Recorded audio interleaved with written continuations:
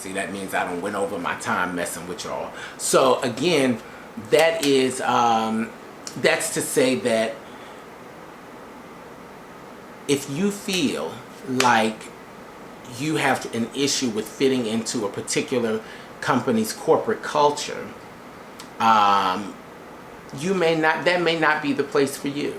You have to figure out where you fit in, and that may be where you need to go. So if you feel like, well, you know, I need to have this type of hair because this is who I am, this is who I've always been, I've always had, you know, bright red hair, bright pink, you may need to be in a more artistic field. So even if you are an accountant, you may need to be an accountant in an artistic field or a company that lends to an artistic industry versus something that is more corporate, where it is a little more, the standards are a little more rigid, where they require certain things. You want to be in a more liberal workspace than trying to fit into a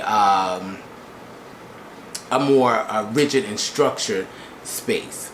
Let's see, Tanya said, yes, some have to be entrepreneurs because I won't be boxed in to uniformity. That is my point.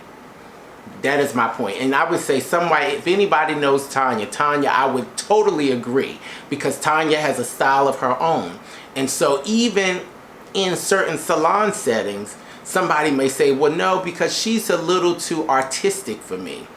You know, she's a little too creative with her style for me. Tanya may say, that's fine. That's why I've always been an entrepreneur. I've been a salon owner. I work in spaces that work for me. That is the key. That just came to me. Work in spaces that work for you versus working in spaces that work against you, because you don't want to have to deal with that backlash of, you know, oh, I'm looking a certain kind of way, or I'm being distracted to my other co-workers, or I'm going against the company's policy and all that kind of stuff. So April says, while I was working on Capitol Hill, my natural hair was always a big conversation in the office. I changed it up a lot. They mostly liked it unless I wore a wash and go. Rod sets, twists, pin-ups, straight, protective styles like braids and weaves were a conversation, but always positive. I love working in the beauty industry now because I can be expressive without an issue of how I wear my hair, my style. That's it, April. That is exactly what I'm talking about. Now let me say this, because I'm glad you said that, because I think I skipped over this earlier when I was talking about the young lady who decided to wear her hair. She cut her hair and she started wearing the little short bush. Know what your hair can do, and know what you can do to your hair. I know I said it earlier, but I had to bring that back, because one of the things that I particularly don't like is when I see a lot of young ladies, and yes, I can now appreciate the natural hairstyling, but they try to do these twist outs and they look crazy after you've done it. Or, you know, it's just all your hair versus looking nice and like you've actually styled it and done something to it. It's just all over the place.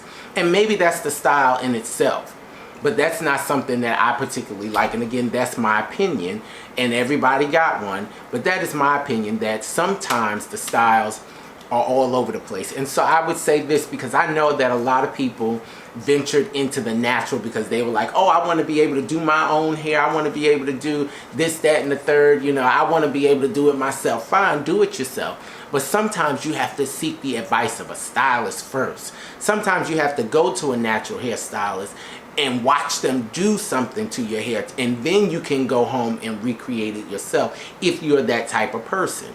Some of us have that very creative and artistic eye where we can go and we can look in a magazine and just see it and we can do it. But some of us actually need to see it done before we can do it, and some of us can't do it at all. If you can't do it at all, leave it alone. Don't try to do it. Do not try to do it. Leave it alone. Leave it to the stylist. Go to your stylist and say, hey, this style I like. I want to do this. You know, I want to try this on myself. Here's this twist out, and they said in the magazine you got to do it like this, but I'm not sure how to do it, so I said I want to come to you. You watch your stylist. You tell them, or stylists, let's not be stingy and turn the people away from the mirror so that they can't see, because we don't want them to see what we're doing. We want them to come back. People will appreciate you more when you teach them about their hair. You say they can never recreate it the way you do it. Never. I'll say this, like April and Tanya, I know you guys are very good hairstylists, very good natural stylists. No client, in my opinion, would be able to recreate a style that you create on their hair. Hey, Toy Chambers out of Pennsylvania. Hey girl, I have not kept up with you in your hair journey, but congratulations on becoming a stylist and joining our community. I was so happy when I watched that whole process taking place. So definitely congratulations to you. But back to April and Tanya, nobody will ever be able to create a style the way that you can do it. So I would say, if I come to you, let me see what you're doing and tell me this is what you do. Exactly like you said, look and learn. Hey, Micheline Barber, how you doing? Everybody, the famed Micheline Barber, I'm so happy that you popped on as well.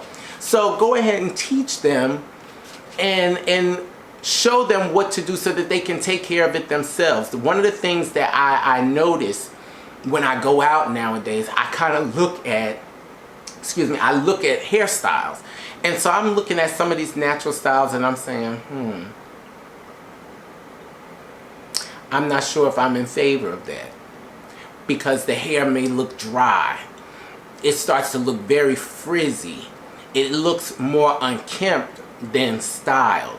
And I think that is the thin line that we have to look at when we talk about natural hair, especially when we talk about natural hair in the workplace. We want the hair to still look like it had, like we did something to it, not like we just walked, rolled out of the bed and shook it and, we didn't do absolutely anything and we just walked out the house. I believe a lot of times that is what the companies have issue with. They still want you to look professional, and that's what having some sort or sense of a style to your hair is what they're actually looking at, but they haven't figured out how to put that in words. So that's where we get a lot of these discrimination cases. And I had looked up to see that EEOC had done so many discrimination cases in 2017, 2018. Unfortunately, a lot of them were not won because the Supreme Court refuses to set the precedent as to what we view as discrimination. So they've left it to the lower courts, and the lower courts are all over the place as they look at, they review the information, and they're trying to figure out, is it discrimination? Well, it's really their company. They can do what they want. They can say, but then I'm an individual. I should be able to wear my hair any way I want. Yes, but you want to be a part of this company, so you have to do what they say. But I can't help how my hair is. I can't help what my hair does. This is my natural hair. You say that, you're not against natural hair. No, but you, the young Caucasian lady, you like her hair because it's long, it's straight, but my hair is out and it just doesn't grow straight as you see it, but it's really the same. We're both wearing our natural hair. That's the key. We're both wearing our natural hair, but partly because the Supreme Court refuses to look at these cases and make a judgment, it's hard for the lower courts to actually look at the information and say, according to the precedent, this is the way that ruling should go. So as I look, and I'm going to close this out because I don't want to go on, and I look like I've gone 10 minutes over my thing, but I really enjoyed you guys this evening and talking about this. I would definitely say, when it comes down to hair, natural hair, let's just stick with natural hair. When it comes down to natural hair, sometimes you are not able to do everything that you see. You may need to seek the advice of a stylist so that you can go back and recreate it yourself. Ask your stylist. And I would say this to the stylist: let's not be stingy with our craft, because know that a client can never recreate the magic that we do behind the chair. I like that. Let me say that one more time. Know that a client can never recreate the magic that you create from behind the chair, they can never redo a style the way that you can. So never be afraid of giving it to them and teaching them how to keep their hair up. I'll say one thing for me. I'm not a fabulous stylist. I have never claimed to be like one of those super trendy fabulous stylists. I just do what I do. I do what I've learned to do, which is to take care of hair and just create nice, soft, moving hair. My clients always say, you always do this to my hair and I can never do it at home. And I always say to them, oh, it's easy. Look, let me show you. And I show them all the time. They can never recreate the magic that I create from behind the chair because number one, they are not me. There is no way they can come close maybe. But a lot of them just say that they can't do it. They never can do it. And so I never worry about saying, let me show you how to pin curl your hair. Let me show you how to manipulate the hair with the flat iron to create this nice feather. Let me show you how to get it really silky straight so that it looks nice and soft and bouncy. Let me show you that I don't use a lot of product. I just use a little bit of this, and that is how I create this style. Even with all that, a lot of times they are not able to recreate the style. So you are still valuable to them. No, they may not be able to afford to come to you every week. Natural hair is sometimes very expensive. They pay $75, $85 and upward for certain styles. They may not be able to afford to come to you on a very regular basis as, we would like to see them. However, give them a little education so that they can maintain it at home, because when they do come back, their hair won't be a mess, I'll tell you that much. Their hair will be in a better state than it would have been if you had not shared with them anything.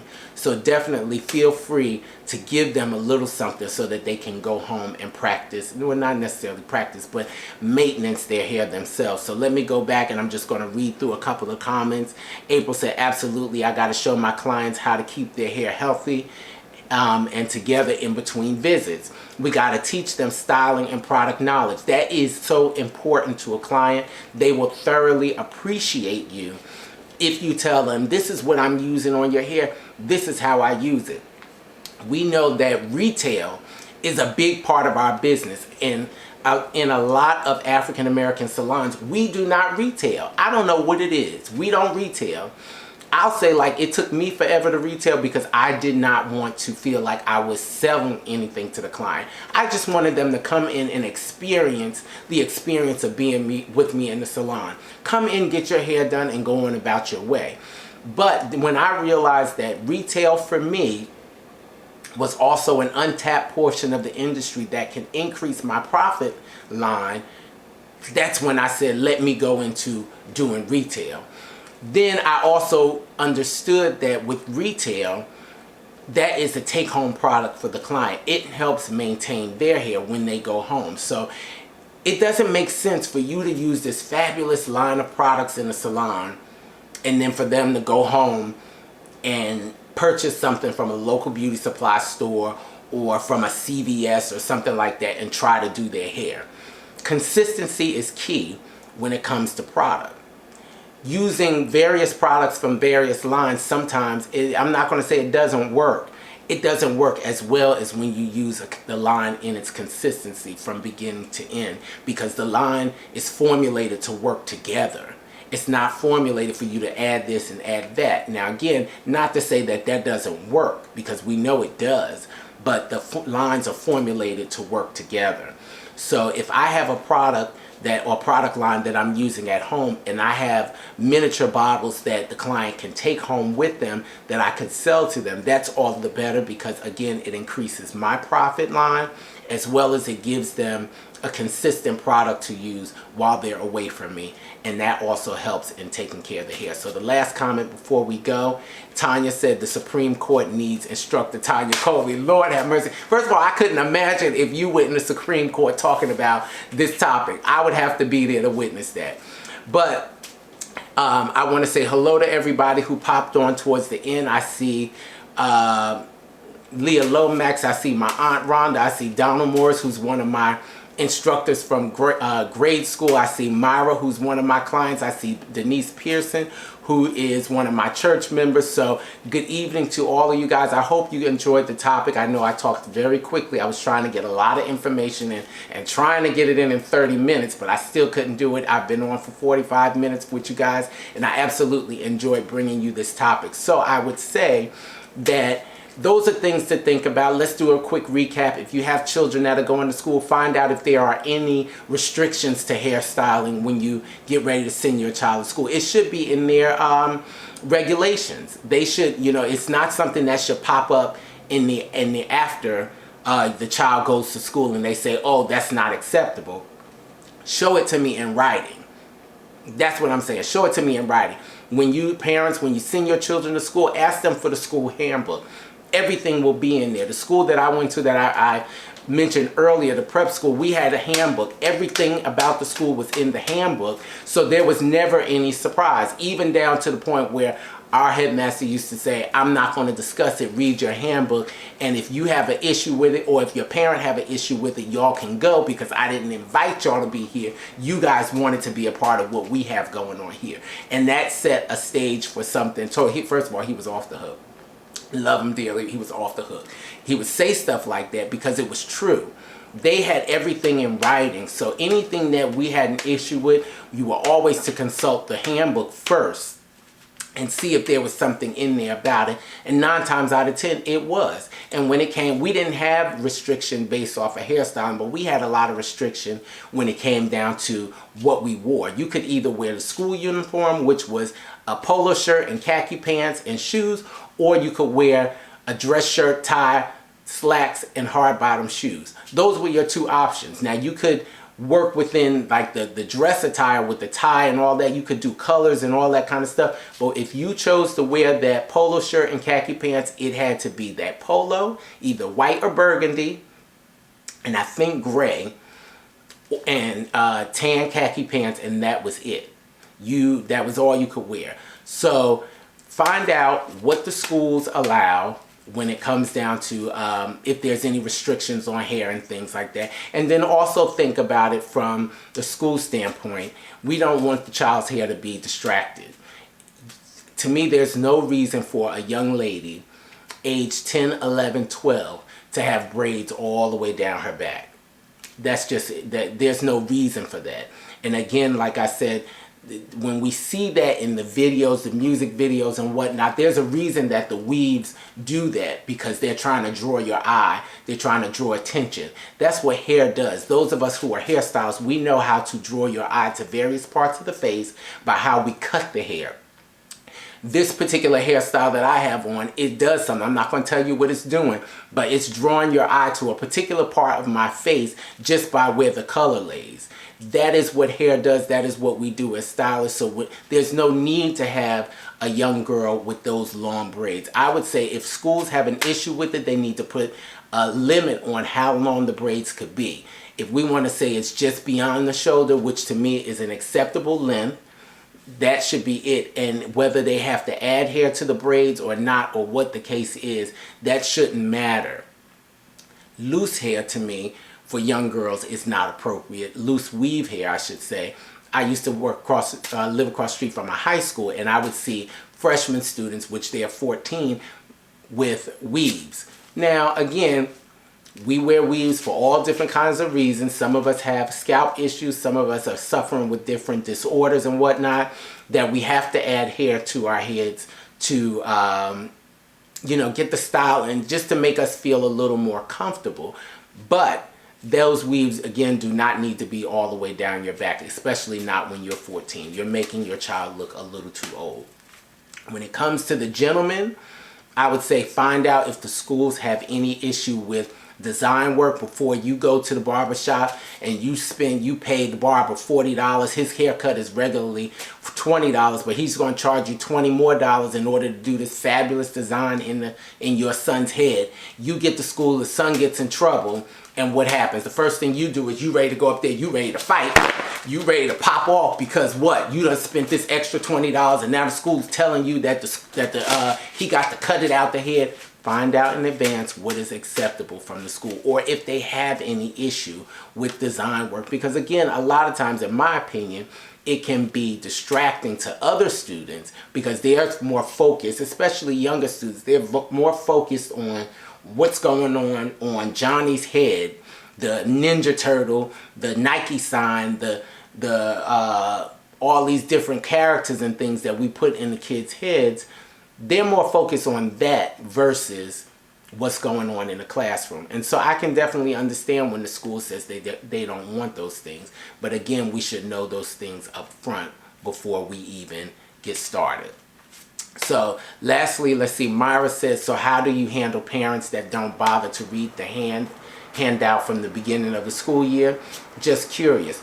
So many don't read and check the backpacks of the children. Good question, Myra. I touched on it earlier. When the parent does not read, the parent is at fault, so they have to deal with whatever the consequence is. So one thing that I said earlier was that the school and the teacher should not be questioning the student as to why their hair is a certain way, why is this, why is that.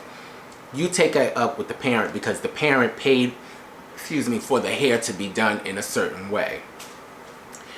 When the child comes to school, let's say this, the school has in their handbook that say girls, okay, boys cannot have graphic art in the side of their head, any kind of design work on their head. They just have to have a basic haircut. It can be a flat top, all that kind of stuff, but they just can't have any designs in the head. If that's in the handbook and the student comes to school like that, it is for the school to take that up with the parent. Now, if the parent says, well, I have a problem with that, that's not fair, the school can then lean back on their handbook and say, well, ma'am, sir, it is in the handbook. I cannot help that you did not read it, but your child is out of compliance with the school rule. It has to be in writing. That comes down with anything that we do. Any and everything should always be in writing. That's why I have a big issue with, I'm not even going to, I was about to go on a tangent, but I'll just say, as business people, we have to understand and learn that everything has to be in writing. If we want to be able to stand on something, put it pen to paper so that you can stand on it and you have something to fall back on. Don't just let it be an idea that you spout every now and then. Let it be on paper so that you can fall back on it. That's how I would handle that. And so you put it to the parent and you let them know, I understand that you may not have read it, you overlooked it or what have you, but your child is out of compliance and your child may not be able to come to school until they are in compliance if you choose to have your child come to school here. That is how I'll say our headmaster treated us. You had to be in compliance. There was no ifs, ands, or buts about it. You could call your mama, you can call your grandmama, you can call whoever you want from the ancestry line. It was not going to change the fact that you were out of compliance and that you needed to be in compliance in order to go to school here. If you did not want to be in compliance, if your parents wanted to argue and say that, well, I'm sending my child here, I pay tuition, you do. He would gladly give you your tuition check back and say thank you so much because this is the organization that we're running here and you have to be in compliance in order to be here. You like that fan, Michelle? That is, I'm telling you, I love my fan. I need it because it's hot. I got a lot of lights and stuff going on in here to do the broadcast. But anyway, that was my information. Tonight's topic was called I Am Not My Hair. That was touching on hairstyles in school all the way into hairstyles in corporate America. Let's help our clients, ladies, those who are rocking the natural when they come to you. Give them a few tips on how to maintain their hair. Ask them how they're wearing their hair to work. When you go to do styles, ask them what do they do? What kind of organization do they work for? What is the corporate culture? What do the people look like there? Do they subscribe to what the corporate culture is? Because a lot of people really don't. They're fine with being out of order and just will do what they want and hope that nobody will say anything. But the appropriate thing is that if you're going to be a part of someone's company, you have to fit the bill of what they are looking for. I'll give you this last example. That's something that kind of tugged at me. I'm interviewing for positions, and there was a position that I really wanted, and I said, okay, I'm really going to put my best foot forward in order to get this job. I had gone on some other interviews, but they were like, I wasn't too keen about them. But I said, I really want to put my best foot forward for this particular job.